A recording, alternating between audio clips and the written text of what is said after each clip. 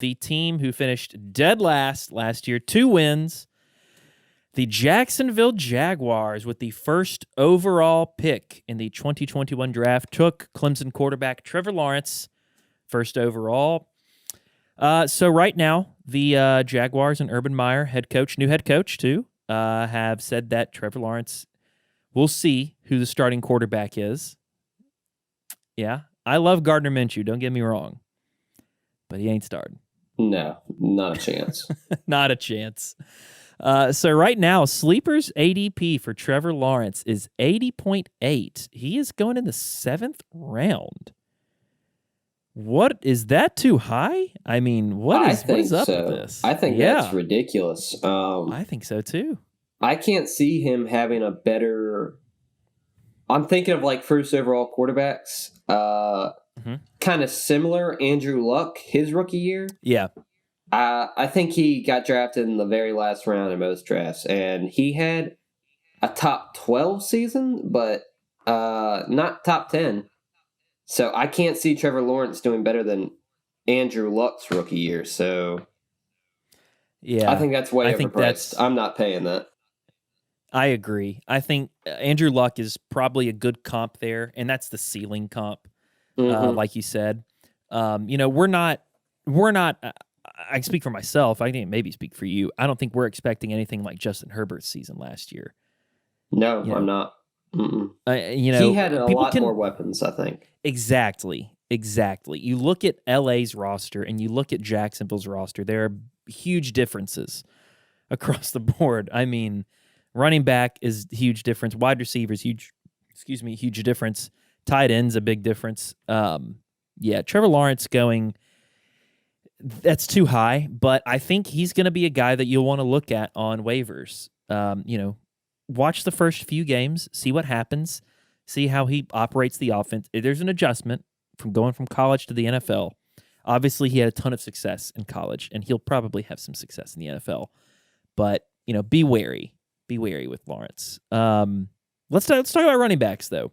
All right, so Jacksonville uses their first overall pick on Trevor Lawrence. They have another first-round pick, and what seemed like a gut reaction to the Steelers taking Najee Harris at 21, I think, overall. The Jacksonville Jaguars take Travis Etienne at 22 overall, while they already have James Robinson. So what are we going to make of this running back situation in Jacksonville? Is Etienne going to be the starter? What do you think? I think Etienne is the more athletic, younger running back. James Robinson, just by a year. I think James Robinson, he's been in the league for a while. He was undrafted last year. Okay. You're right. Yeah, he was a UFA. You're right. My bad. They found a gym. Yeah. Go ahead. I think it was just him getting all the work. To me, the eye test, it looked like he was moving. He was moving kind of slow. He doesn't look like an athletic guy to me. I think he was just getting the work and the volume, and that's what happens. Etienne, I think, is they spent a first-round pick on him. He's the more athletic guy. I think he'll get more of the work. I think, I think you're right. You look at Jacksonville last season. What did they have on that team that was getting any production? It was the running back position. That was the only spot they were getting real production out of. The quarterback situation was murky, obvious need for a quarterback, and they fixed that this year. But running back was the only position there, and that was on so much volume. James Robinson, I think, had the second or third most carries last year behind Henry and maybe Chubb. Yeah. I think it was a product of volume. Etienne he's obviously the more athletic back. But there's talk of Etienne being used, they used him as an X at the beginning of rookie minicamp. Urban Meyer's coming out saying, I want to use Travis Etienne as an X. So, that's it's confusing for the running back situation, but if you are a a dynasty owner of Travis Etienne, I don't think that's bad at all, No, especially in a no, that's PPR great. league. Yeah, of Mhm. course. Why wouldn't you want that? It's tricky between these guys. Would you rather have Etienne or James Robinson? I guess Etienne's going in the 4th round, and Robinson is going in the 5th. Yeah, I'd rather have ETN. I think James Robinson is going to see a significant cut in his volume, and I think that 5th round draft pick is overpriced right now. Yeah, right now, I think that's the key. That's the key word right there. Because if his ADP falls to maybe the 6th, the 7th round, he's going around like David Johnson. I might take a shot on James Robinson right there. But I think ETN's probably the better value. Let's move on to wide receivers. So right now, Jacksonville has DJ Chark, Laviska Shenault, and Marvin Jones Jr. Do we buy the Laviska Shenault hype here? It's kind of hard to deny because he did have a few big games last year. I don't know. I don't. Ninth round's an okay price. It's an okay price. You're not asking too much there. I'm probably targeting the other guys, but I think if he falls to you in the 9th, that's not a bad takeaway. I mean, I kind of buy it a little bit. If you look at Urban Meyer, college coach, he's had explosive offenses at Florida, at Utah, at Ohio State.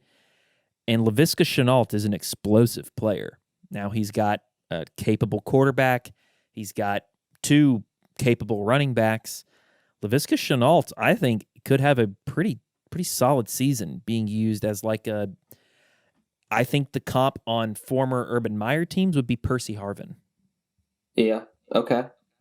And at the 9th round, I think right now his ADP is decent enough to take a shot. But I think it's going to rise. I think the further we get into the offseason, the more hype that comes out about Shenault, it's going to boost his ADP and out of my range. Because right now, would you rather have Laviska Shenault or Brandon Cooks? Ooh. That's tough. You can't. Yeah.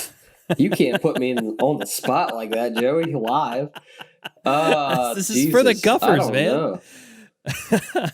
That's tough. Give me Shenault. I trust this offense more than I trust the Houston offense. I think I do too. It's crazy to say that about Jacksonville, but another guy I want to talk about is Marvin Jones. Right now, he's going to the 13th. Marvin Jones is the true veteran on this team.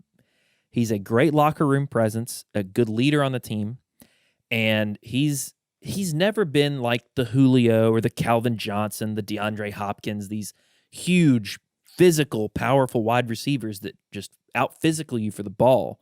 He's more of like, who's a good comp? Kind of like Robert Woods-esque, maybe. I don't know. He's his own guy. He's Marvin Jones. He's Marvin Jones and Junior too. He's a crafty veteran. He's a very solid route runner. I think he's probably what's gonna keep Trevor Lawrence a streamable quarterback if he is one this year. Interesting. So you want Marvin Jones? I kind of do. I like him. You can get him very, very cheap. End of your drafts, 13th round.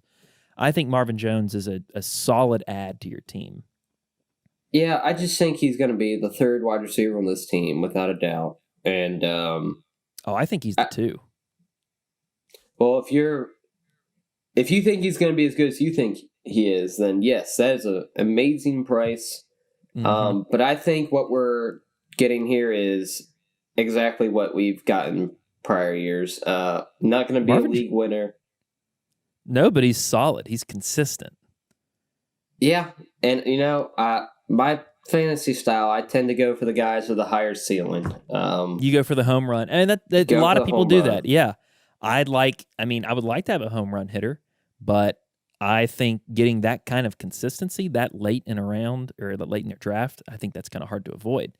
Do we want to talk about DJ Chark though? Yeah, I'd like to. This is a guy who had a huge season, not last year.